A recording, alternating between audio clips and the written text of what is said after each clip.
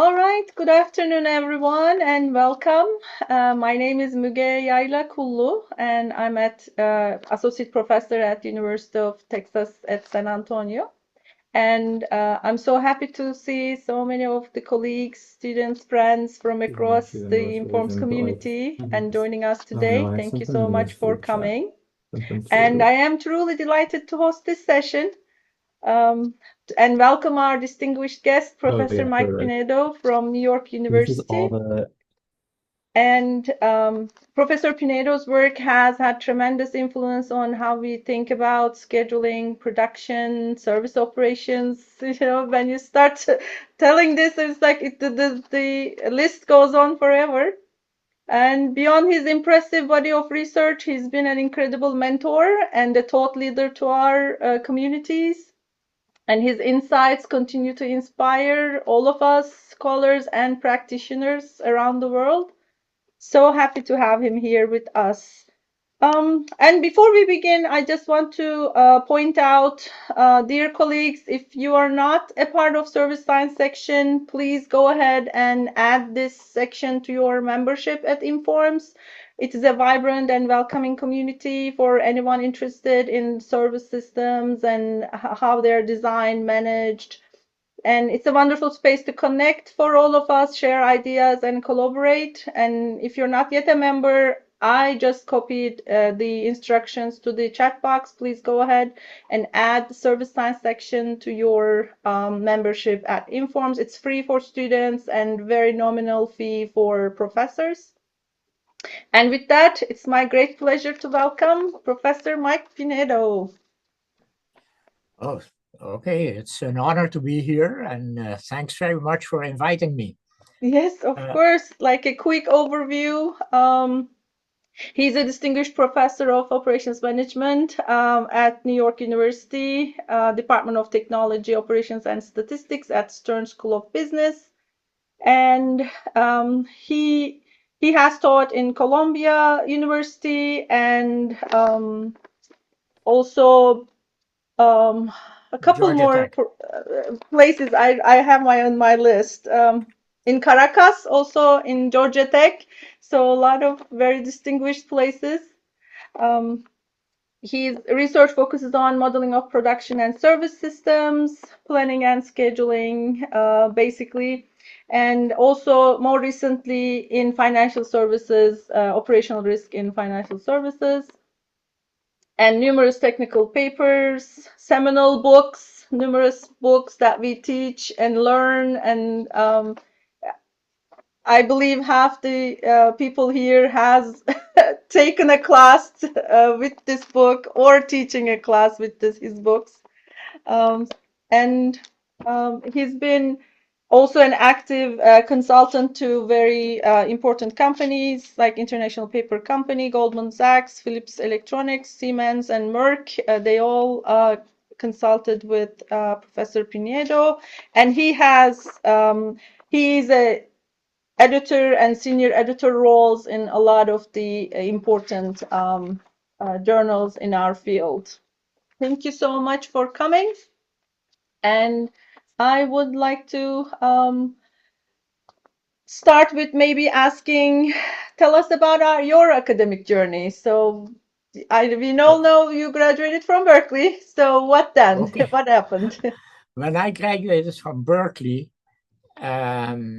that was in 1978. So it's a little bit, a couple of years ago.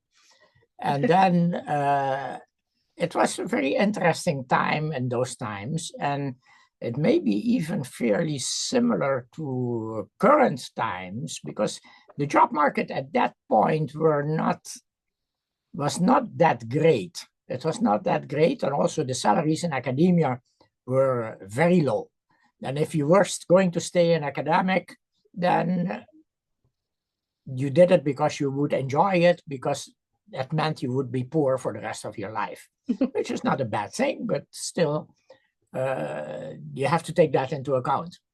And at that time, in 1978, this was interesting. As PhD students, and we had a fairly, PhD students from many countries, from the Far East, from Iran, from many different countries. And the best place to go at that time, and that was considered heaven on earth.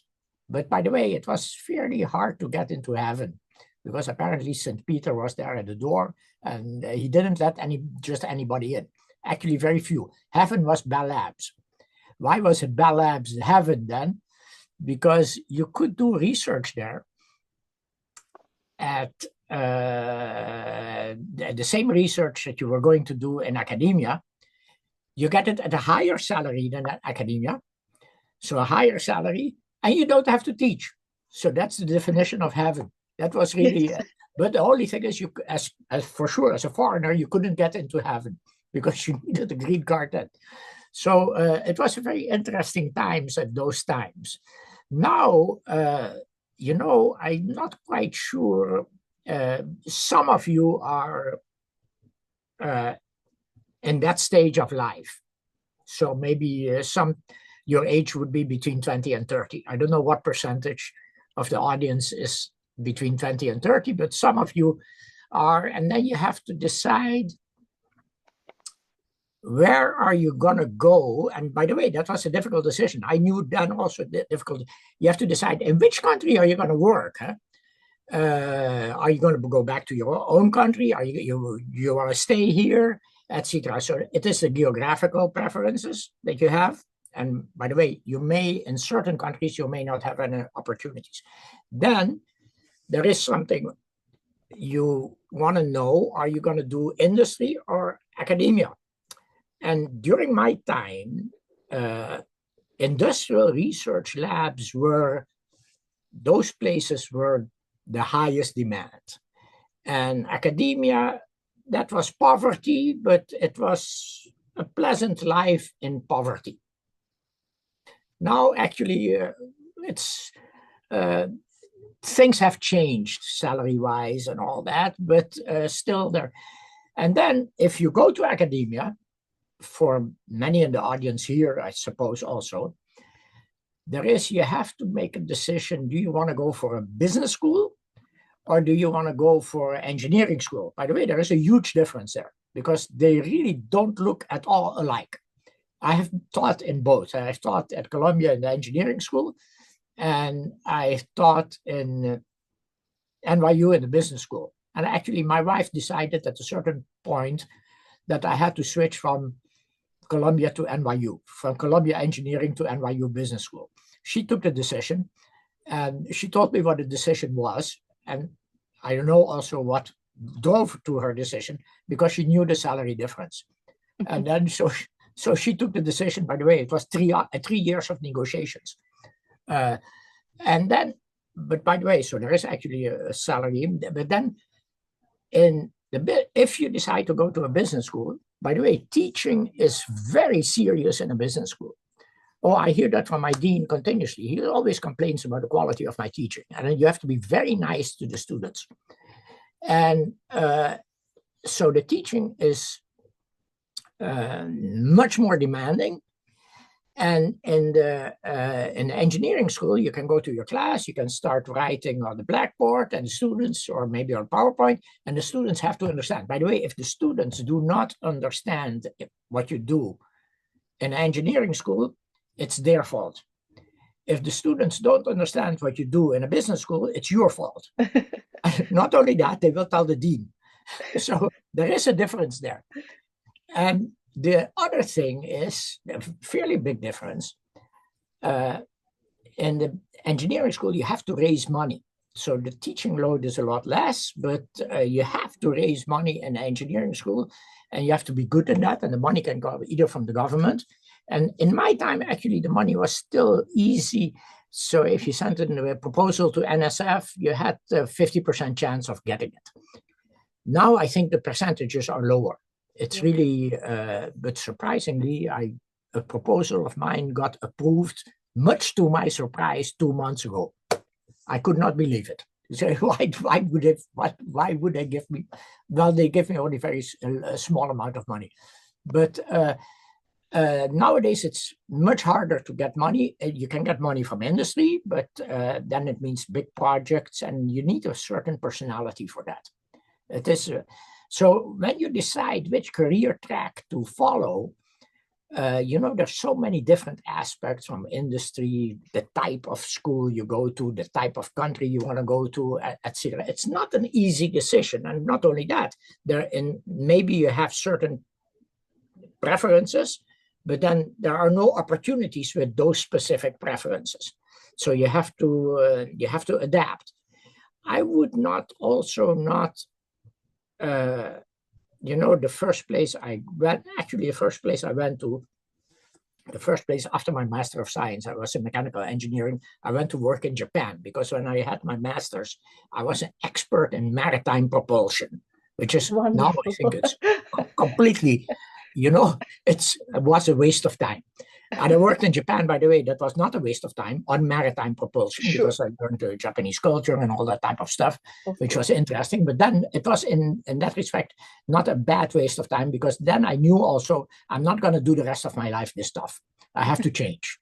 So in that respect, it was very useful. So then I decided to go into operations research. And one of the reasons operations research is it's fairly flexible. You can change industries, et cetera, et cetera. So that was now I think, let's be the junior guys among you, and I wouldn't be surprised if, I see some people here that I recognize the name, and that I am, okay, there's some junior guys among you. Your first position, you have to be, don't be disappointed if it is not a great position, because you can change within 2-3 years. You have to stay flexible. And you try, of course, to get the best possible position.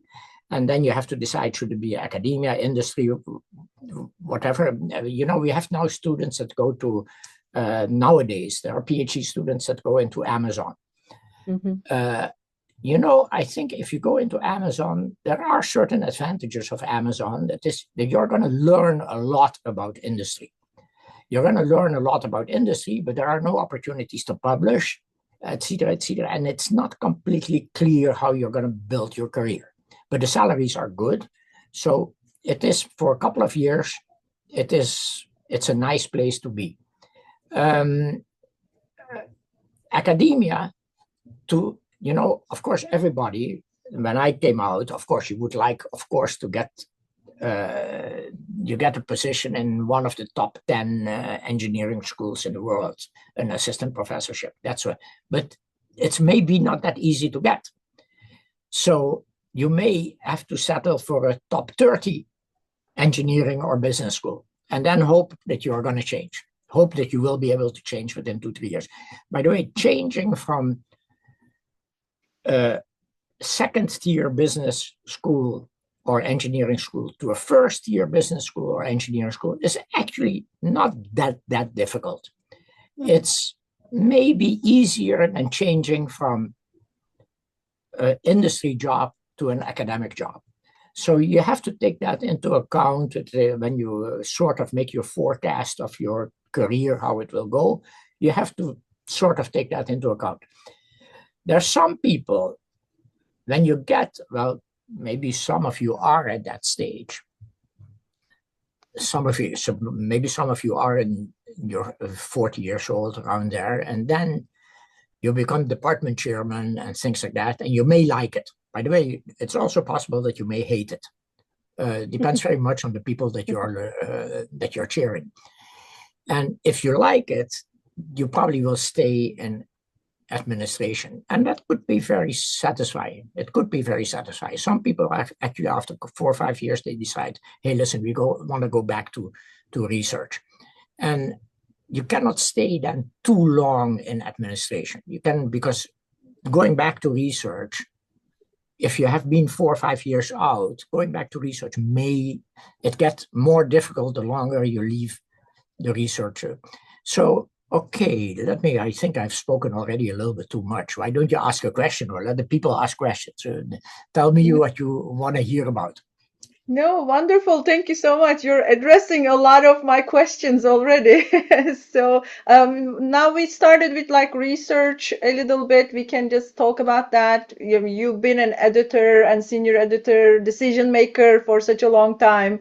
So how we should position our papers? What do you recommend for the younger scholars, or how should they write their papers to distinguish themselves from the rest of the submissions? What is your Okay, recommendation for that's us? very interesting. Let me tell you, we have nowadays papers. This is very, and it depends also which country you are. There are probably not many people from mainland China here, or at least living in mainland China, because it's 2 o'clock in the morning.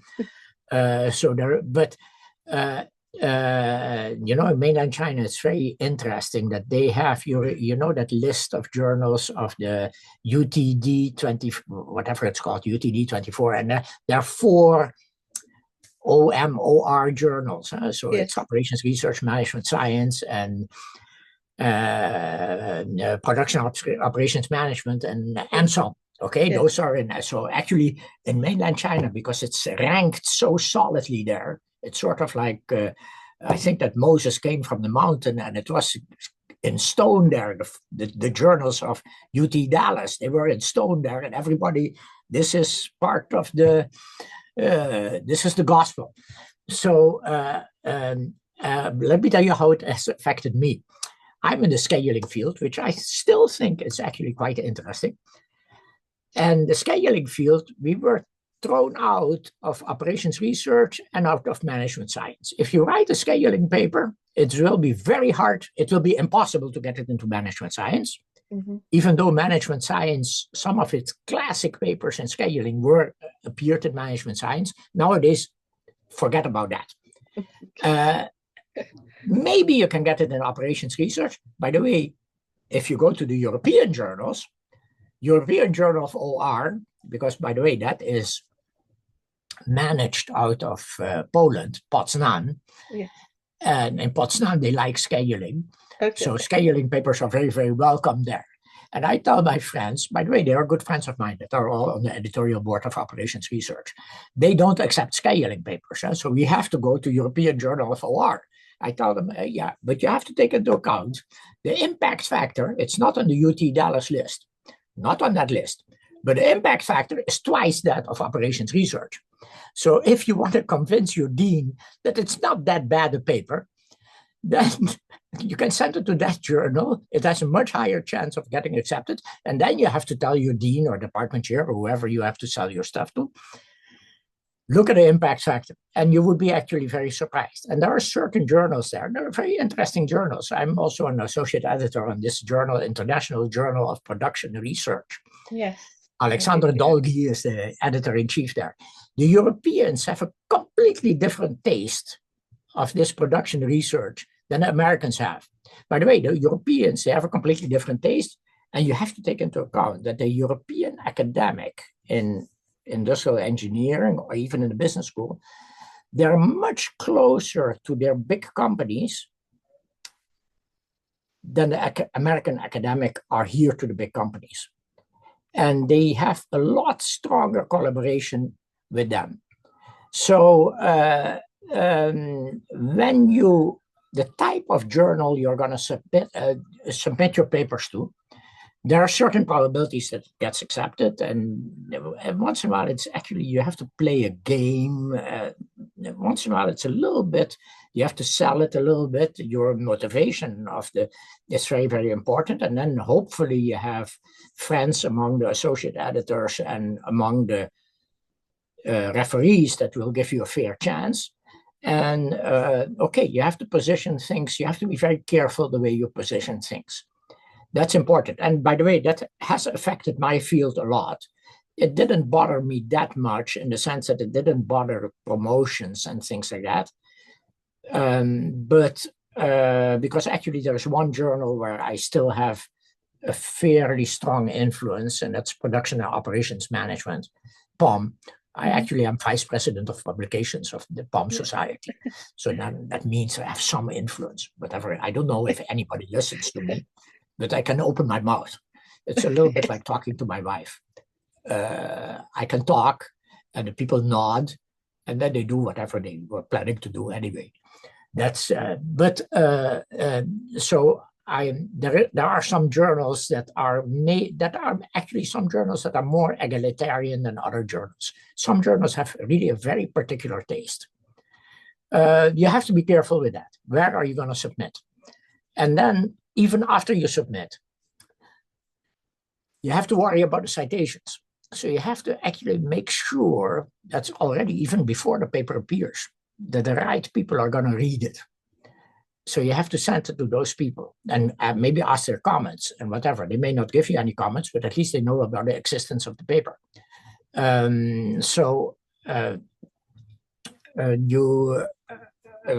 would say it requires a fair amount of thinking. What is the optimal place to send your paper to? Because optimal, it has the following optimal, what is the probability it will get accepted very quickly, let's say, and that it appears, let's say, within 3 years or 4 years, and what impact it will have on the long term. And the impact on the long term, you could work on that, and because you really have to get the citations, you have to make sure that you present it in places and all that. That requires a fair amount of strategic thinking. And maybe you have to ask, in whichever department you are, or not even people in your department, but friends that you have, what is strategically the optimal decision? There is a fair amount of optimization going on there. But to be very honest, even though optimization is part of one of our areas of expertise, whenever I see the people making the decision, I really wonder if they know any optimization. Because the optimization is actually not that easy. It's really, also the information you have is very, very fuzzy. Well, let me say, I have the feeling also that I have talked too much. Why don't you continue and continue asking a question? I hope what I said is relevant at all. Wonderful to listen. Thank you so much for all that. So another question maybe, like, where are we going? Like, where is the field going? Where do you see is the most promising venues for research? So yes, we are also choosing the journals, but we need to choose the topics as well, right? So for those of us who are still, for those of my guests listening here, still establishing their portfolios of research, what do you recommend? Where are we Okay, going? let me tell you my field, how it's evolving and where it is right now. And I have an interesting discussion with one of my colleagues, a very friendly discussion. Of course, nowadays, everything, whatever you were doing in the last 10 years, now you have to add artificial intelligence to it. So there is machine learning. Everybody has to do that. And so in scaling, we do the same thing. So I'm writing now the 7th edition of my scaling book, which is a very therapeutic exercise. It keeps me sane.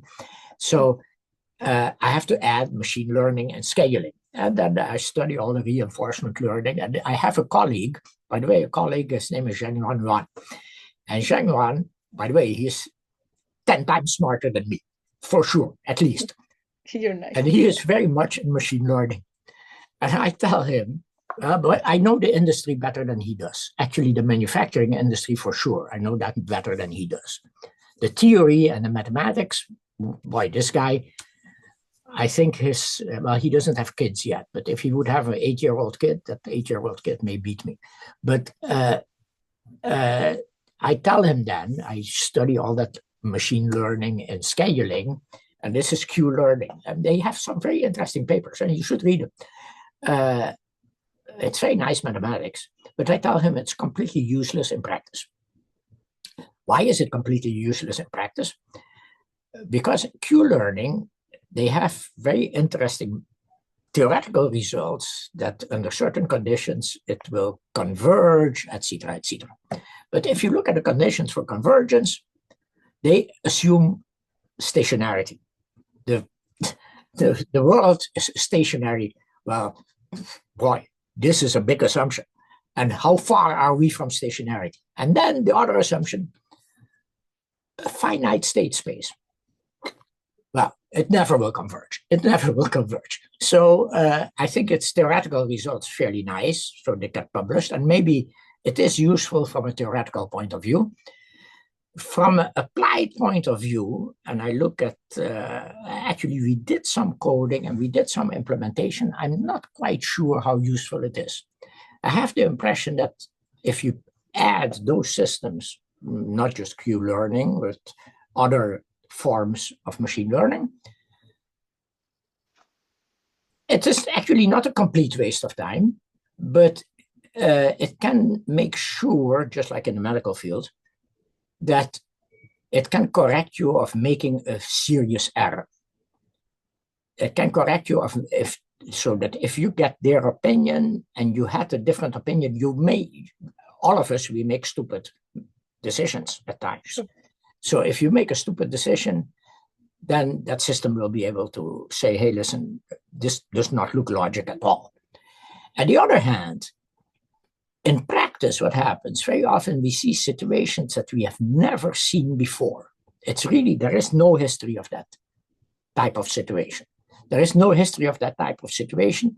And then I would, if there is no history, and this is a unique situation that appeared right now, I prefer an experienced human over the system, or maybe an experienced team of humans over the system. And I think even that the system can be slightly deceptive because it creates a sense of security that is not there.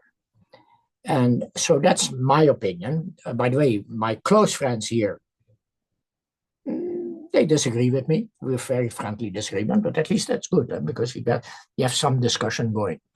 So that's right. So artificial intelligence is part of the game for sure. You're not gonna avoid that, but you also have to be very somewhat critical about it. That people have put too much hype on it, and that, well, we'll see. Because also with artificial intelligence, very often you get an answer back, and not all.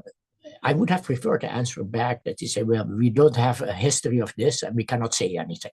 But they always have an opinion. That's funny, because I would have preferred that they can say, sorry, we cannot tell you anything about that, and be very blunt about it. So, but it is research that we have to get into because we don't avoid that.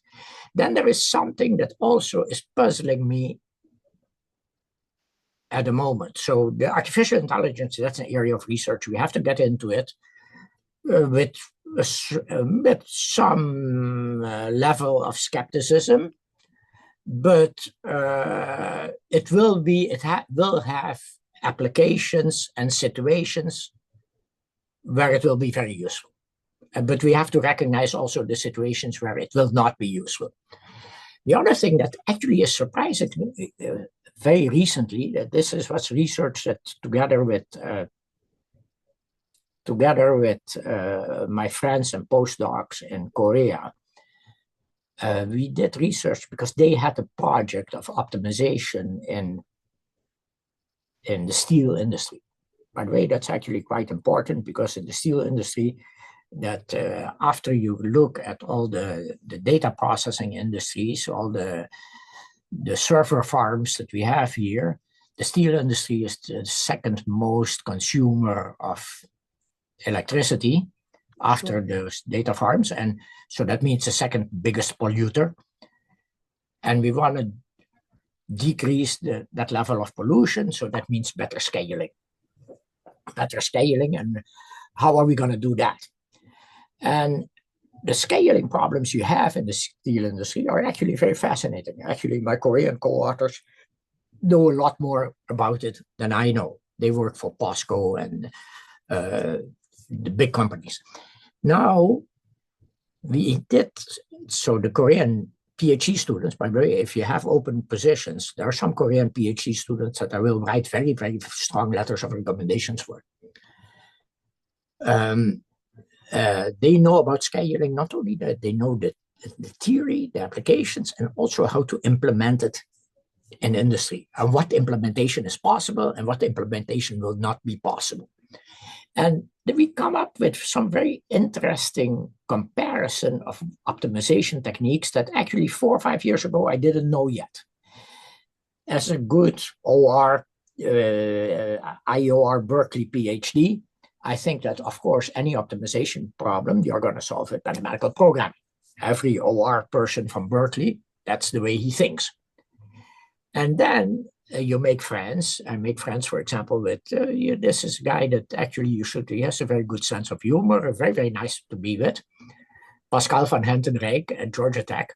By the way, I think that he thinks that every optimization problem in the world, you have to solve it with string programming. Don't waste your time with mathematical programming.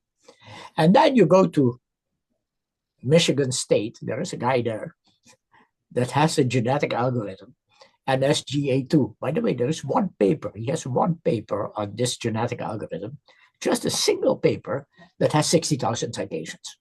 Well, by the way, 60,000 citations, that's more than twice my total number of citations. He has it in one huge. paper.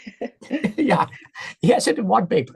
And then you really wonder, why is that paper so important? So a genetic algorithm for optimization. It's called NSGA2. And it's only four years ago that I actually started. He has also written a book on genetic algorithms. By the way, he has written it because he is an expert on the applications of genetic algorithms in multi-objective optimization. And by the way, every industry problem is multi-objective. And so now it becomes, if you have an optimization problem in practice, you can do it with mathematical programming. And some close friends of mine, some close friends of some of you at Cornell and those places, they are experts, and by the way, very, very smart people, a lot smarter than I am. And they would solve it with, mathematical programming, and they have polynomial time approximation schemes, blah, blah, blah, blah. And then you have our friends at Georgia Tech, they do it with constraint programming. And then you have our friends at Michigan State, they do it with genetic algorithms. And now we find out actually, and this is actually a question that I recently raised, because there is another religion, calling genetic algorithms a religion, I'm not quite sure, but okay, it's some form of, this is a religion in Belgium. It's called ant algorithms. Okay, so the ant colony optimization, ACO, and the algorithms are usually called ant algorithms. By the way, also those papers you're talking about, serious citations, 50,000. That's what it's actually an Italian guy that actually I've never met, but he must be very, very good, Marco Dorigo, and he has his way of optimizing things. And it's actually what for me is a puzzle now. We have all those completely different optimization techniques. Completely different optimization techniques. By the way, if you make a comparison between genetic algorithms and ant algorithms, there are interesting comparisons because actually it's both are population-based heuristics. Okay, so they work with a population of solutions and they create a next generation. The main difference between the two techniques is that in genetic algorithms, the members of the population directly communicate. And in ant algorithms, they indirectly communicate. Okay, fairly fundamental difference.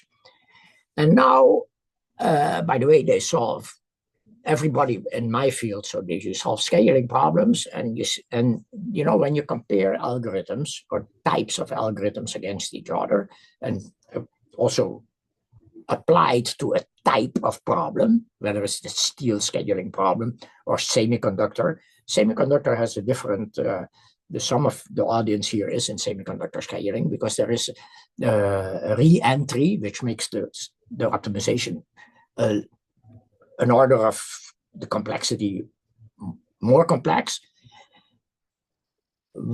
Whenever you have a particular scheduling problem, and each type of technique has sort of, if you look at the curve of the quality of the solution, how close you are to optimality, versus the time it needs on the computation. So that means that that's a curve that goes down.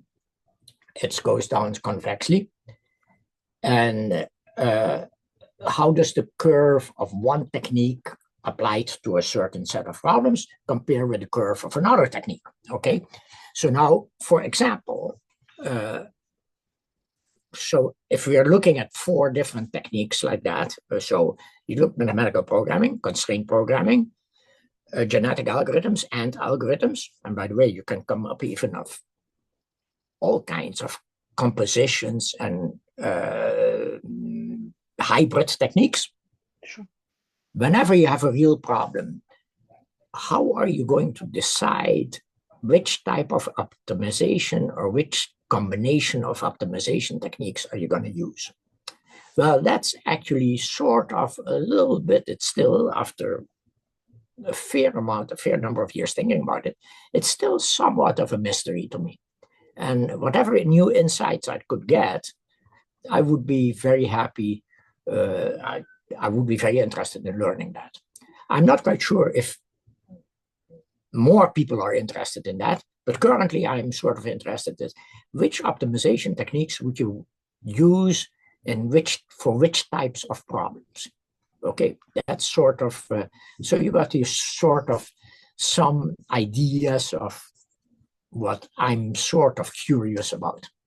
Yeah, let me keep it with that. Go with that. So interesting. That actually made me think about like practitioners' point of view, right? So you work with practitioners, and so I guess what to use has something to do with what the practitioners are expecting. What do you think? Like, how do practitioners approach to, like you said, the assumptions are theory, we assume like finite states, and so, but then when the practitioners real implementation, which one is going to work out is, I guess, complicated. Practitioner actually, there are actually some other problems associated with that. A practitioner wants his problem solved. Yes. Okay. So do they care about which model? And actually, So, he doesn't care that much which yeah. technique. And there are some companies that are very, very good in that. Actually, there's so many people much smarter than me that are working on that. You have Gurobi, you have Hexali. They're Sure. all the smart people that know how to work in practice. And the practitioner wants the problem solved. But then there is still something that I'm not quite sure if we have formulated the problems right, because there is still something that we say there is randomness in the world. Okay, and now how are we going to take care of the randomness, and how are we going to optimize knowing that? You know, when I got 50 years ago my PhD, stochastic programming was actually, there were books written in stochastic programming. No, it was very fascinating. I think about those times. We actually really had a lot of fun, and it's really, and the people, we were not stupid. We didn't know much, but Sure. we could think. But in practice, even the practitioners, and by the way, that even, for example, in optimization, even in Wall Street, you're going to optimize, and there is so much randomness in the world. And by the way, in the Wall Street, actually, there is more randomness than in the steel industry. Yes. So actually, the steel industry actually has it relatively easy. The Wall Street guys, that's more difficult. How are you going to characterize the randomness, the non-stationarity of things, and how are you going to optimize? So you have, for example, in scheduling, you have a robust optimization. And there is a whole field in scheduling called robust scheduling. By the way, some of my best friends, by the way, incredibly smart people, they are doing robust scheduling. By the way, it's very, very, but then I look at the models, and it's very, very funny, because the models, very theoretical research, by the way, very, very smart people. Uh, the robust scheduling assumptions, it's just like with the Q learning. You have to look at the assumptions. It tells you a little bit about the robust scheduling assumptions. Very often, they're trying to find the optimal static solution.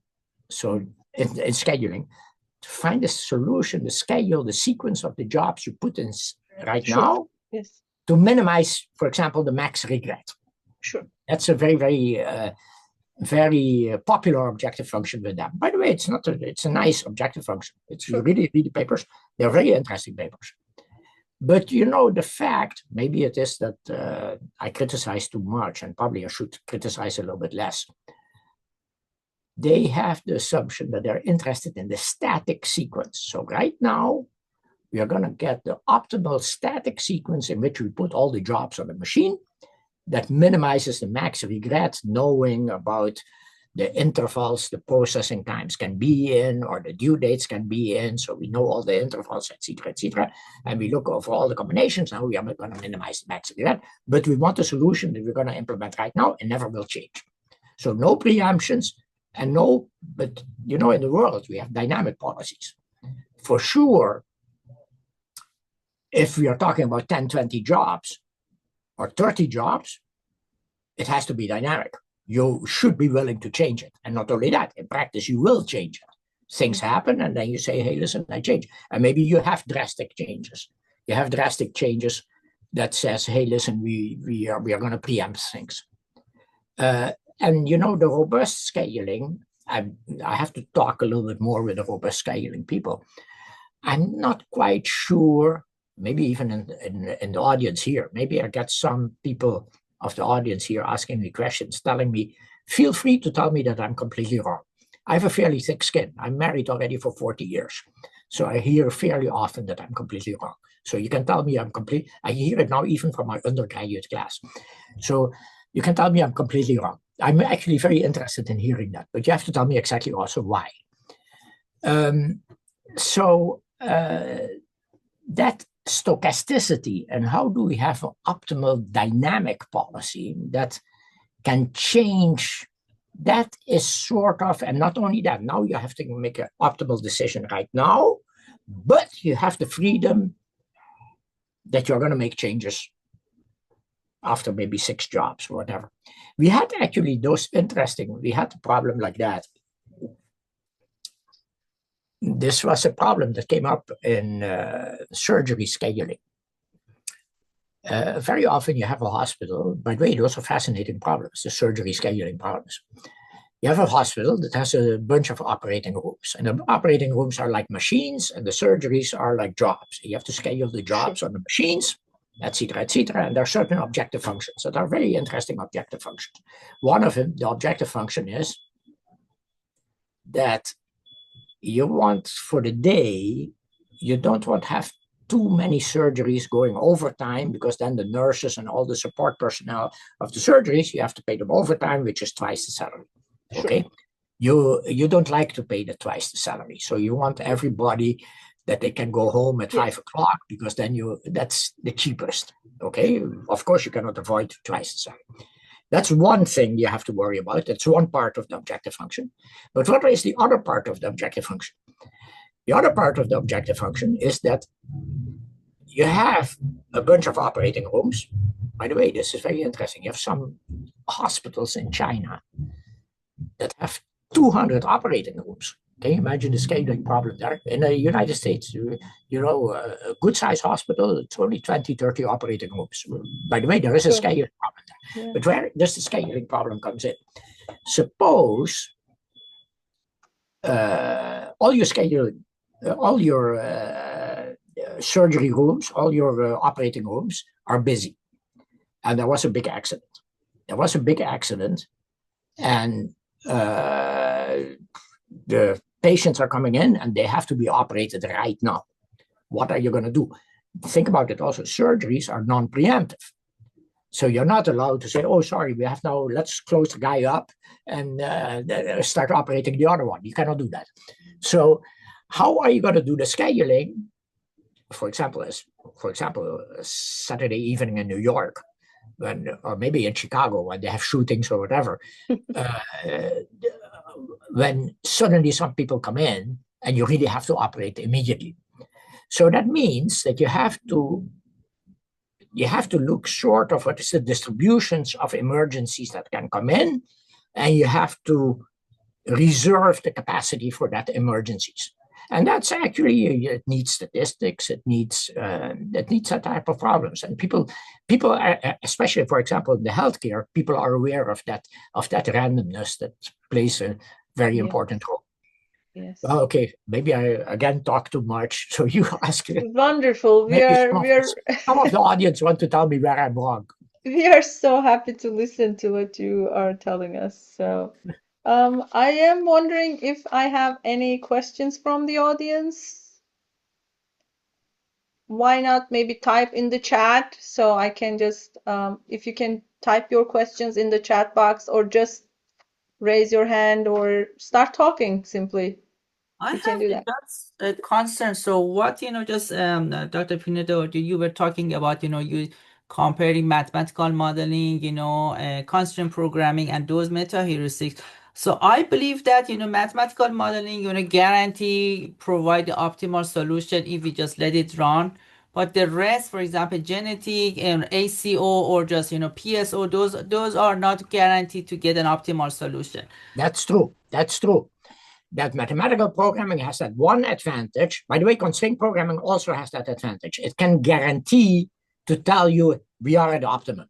By the way, it takes you forever, but the system works that you can find out if you are at the optimum. While genetic algorithms and AND algorithms don't have that guarantee. But the thing is that only works for medium-sized problems. So if you have a problem with 100,000 jobs, the mathematical programming, or with 1 million jobs, you're not going to go all the way to the end. That's correct. Yeah. So, but theoretically, you have that assurance that you can get there. But it may take you an enormous amount of time. But that's the mathematical programming, and also constraint programming can have that. So for those, maybe, for example, for a real world, let's assume that for an airline problem. So we would like to schedule everything. So if we go for a, come up with a, meta-heuristic algorithm, because usually they are looking for a, short, good enough solution. You can get it, in a short period of time. But for example, assume that right now, for example, for airline companies. So if we just tell them, okay, so right now we have a mathematical model, so we can solve it in a quick time, and then because when we come up with a solution with those meta heuristic, we don't know the gap, how good it is. So what is the gap to the optimal solution? But if we can, come up with those mathematical models that, if we just, solve this one, we can come up, we guarantee that, it's just 2% far enough the optimal solution. And then even 1% maybe is just cost billions of dollars for them. So then they can make the decision, okay, they want to, spend time to solve it, or just, just pick the solution. So I think it depends on the complexity of the problem and about the benefits. So as you mentioned, so the companies go, to pick different solutions. Yeah, and the airlines spend a fair amount because when they do their quarterly schedules, there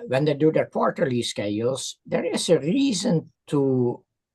an argument to be made that you have to be very close to the optimum, because on the long run, the randomness that will make the setting a little bit deviate from your model, it's not going to affect the solution in any major way. And this schedule will run for the next 3 months on every day. So it pays, and by the way, they spent the whole night on a supercomputer to get the optimal schedule. Suppose if you have 700 planes, it takes some time. By the way, even their modeling is not, you could argue that their modeling may not be that precise when they do the optimal scheduling. Because think about it. For example, this I know from some European airlines, Lufthansa, they have to schedule. And by the way, the Germans, they know something about optimization. And not only that, they know something about the implementation. They have to schedule, they have to assign specific planes on specific routes. By the way, you have, let's say, well, Lufthansa doesn't have 600 planes, but well, they may have 300 planes. Okay. Each plane, they know how efficient the engines are. So even if you have two completely the same plane, some engine may be 1% more efficient than another engine, which, by the way, they don't even know why, but they know that that's the case. So you want to put those planes, which are, if you have the choice between two planes that are the same model, supposedly also with the same engines, maybe the engines have a different age. The engines may have a different age, whatever. So they may be 1% more efficient than another plane. And which plane are you going to send on the long routes? And which planes are you going to send on the short routes? Okay, so in the models that I have seen up to now, their optimization is not that sophisticated. Well, they are still struggling with that. It's a very complex problem, you know. It is a complex problem. So many details, you never know how much you have to, you know, you want to add those details into the model. Yeah, that's, and then, and by the way, they get a solution, and then there is a person who implements the solution. That person knows more than what goes into the model, so he may tweak the solution. Yeah. Okay. Any other questions? Boy, I had hoped some more people. Maybe I should have. We have a question on the chat. So, what research journals should I target for scheduling problems with FPT complexity? And fixed parameter tractability. You know, this is very funny. I like it because I work with my Israeli counterparts, and we just got a grant from NSF on fixed parameter tractability.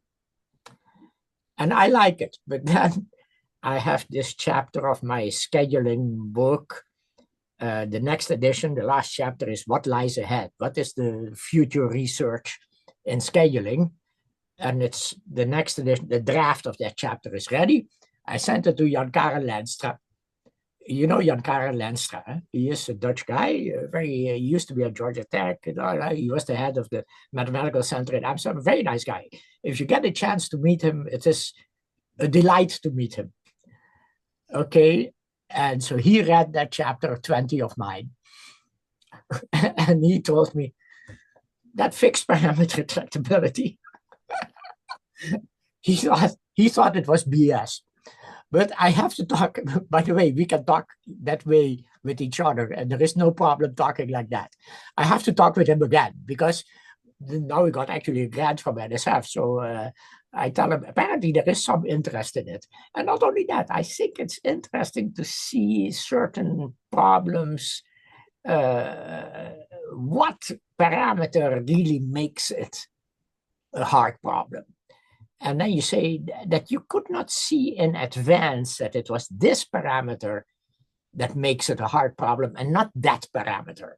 And so I think it's actually quite fascinating. So if you ask the journals, if it's in scaling, well, by the way, I have sort of some emotional attachments to the Journal of Scaling. I was editor there for 20 years. And I like the journal because you remember me, because our scaling papers are not being accepted in operations research and management science. So you have to get accepted in somewhere. So the Journal of Scaling was started. And your paper in fixed parameter tractability, if it's applied to scaling, it has a very high chance of getting accepted. And not only that, the refereeing, because the referees of the Journal of Scaling are usually technical guys that are not stupid and that give constructive remarks. And it's really not, because very often I have with those mainstream journals, whatever you call them, mainstream journals, they think very often, the referee thinks, this is not important, it's not my taste, who the hell is interested in this research, and you should send this somewhere else. The referees of the Journal of Scaling, because it's a more technical journal, they are very fair. And not only that, they even can give you good ideas how to expand on it. So, okay, the Journal of Scaling. EJOR, you have higher probability in European Journal of OR than in operations research. By the way, still, I think Math of OR you can start, you can try. Math of OR, it is there is a chance that they could be interested in it. Thank you so much. Actually, I wouldn't be surprised if Mark Skilante has opinions on this. Maybe- If he could find the mute button. Yeah, no, I agree with you, Mike. I think that there is interest in Math of OR, but of course, as a new editor-in-chief comes in, they set their areas of interest, and some areas maybe are less emphasized than others. Yeah, the editor-in-chief of Math of OR is an ex-colleague of yours, huh? Yes, but I believe her term is ending. Is that so? Yeah. Oh, okay. I believe it's ending sometime soon. Uh-huh. And I'm not suggesting that someone will come in and change things radically. It's just, you know, when you're an editor-in-chief in the journal, you get to set the areas of focus that are of most interest to you, and that can change from person to person. That's true. Yeah. But in general, I would say for any paper, but even also the theoretical papers. Of course, the more applied papers, the motivation of the paper, so that the couple of paragraphs that you have to explain why the hell it's important and why do people actually have to read it. And fixed parameter tractability, I think you can make a case for it. Because the reason why I was interested, because you have all those strongly NP-hard problems. And now you find out that, so for example, in scheduling, very often you have processing times, you have waits, and you have due dates. Very often problems have that. And now it turns out that of those three, and then when you have that combination, all of them can vary, the problem is strongly NP-hard.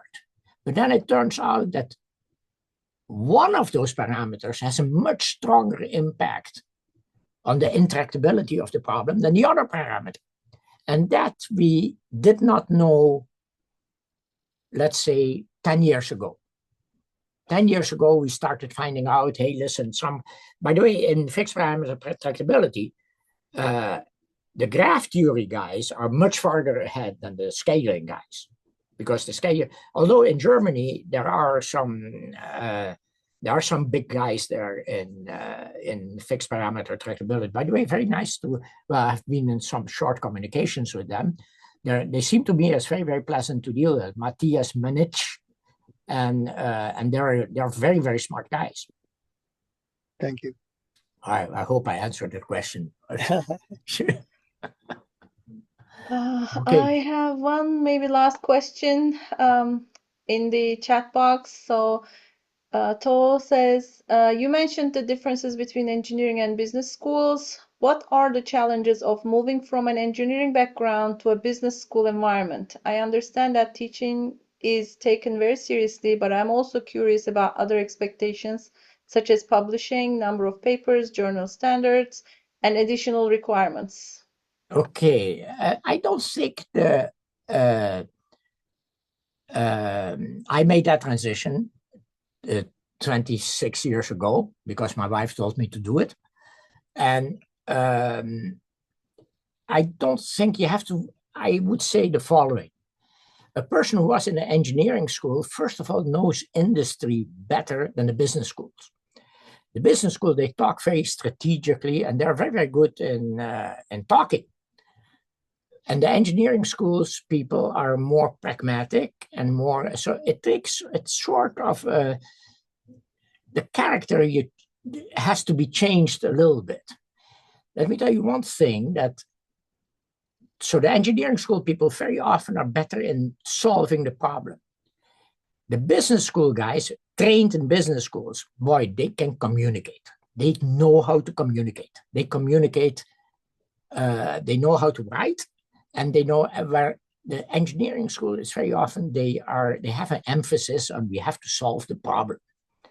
So, but there are many people in our profession that have made that change from engineering school to business school. So, and many people were very happy to make that change. Thank you so much for this wonderful session. Thank you everybody for joining us, and this was wonderful. Thank you very much for your time, for your sharing all those genuine ideas and experiences. We learned a lot from you, Dr. Pinedo. Have a great rest of your day. Thank you. It was my pleasure. If you have any questions, you can email me, and it's easy to find my email. Thank you so much. And everyone, this recording, we will shortly post it on the Service Science section website, YouTube site. And please go ahead and get your memberships in for the Service Science section. Have a great rest of your days. Okay. Thank you so much, Dr. Thank you all. Pinedo. Thank you. you. Thank you. Okay. Bye.